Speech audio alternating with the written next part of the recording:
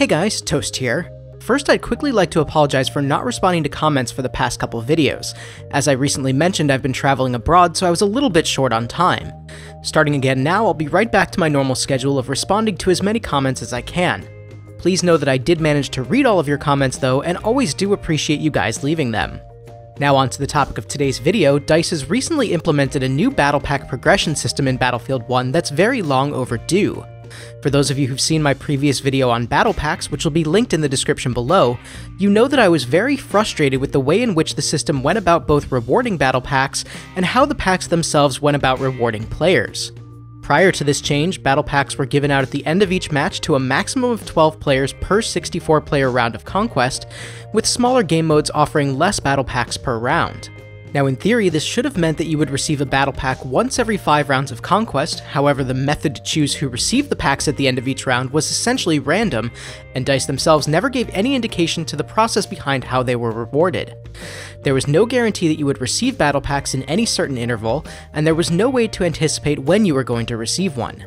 This meant that players who had phenomenal games, doing loads of work for their team, were no more likely to receive a battle pack than someone who just entered the game, spawned in, got 1 kill, and then the game ended.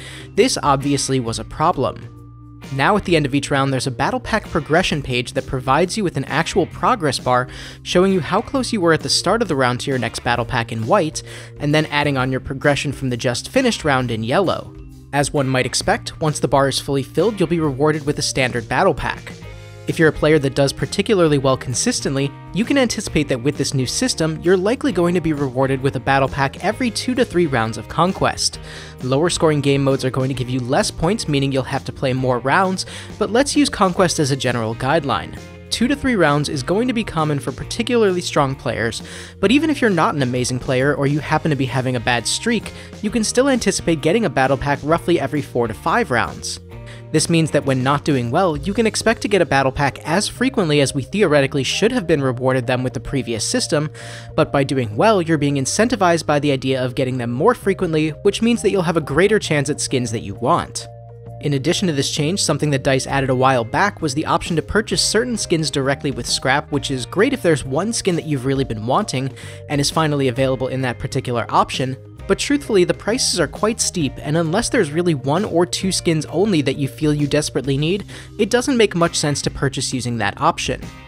Now, one thing that this new system has not yet addressed is the fact that you can still and will still get a ton of duplicate skins that you've probably received 5 times or more at this point, as well as the fact that with the progression system, you're only going to be rewarded standard battle packs.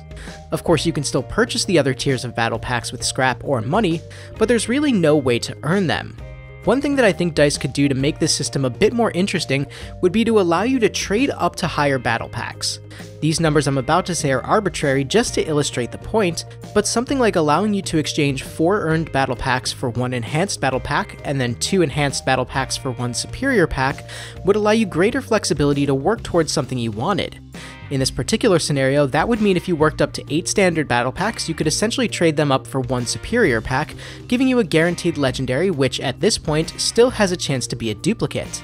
Now you could argue that this system is technically already in place by the fact that you can scrap weapons and then use that scrap to buy higher battle packs, but this adds an additional layer to the system, making it so that you don't have the option to get anything you could potentially want since you won't be opening the pack first, which gives you just another unique way of trying to get something that you do want. I feel that DICE still has a ways to go with the battle pack system in Battlefield 1 to make it a really solid reward mechanic, but that said, I definitely feel like they're moving things in the right direction.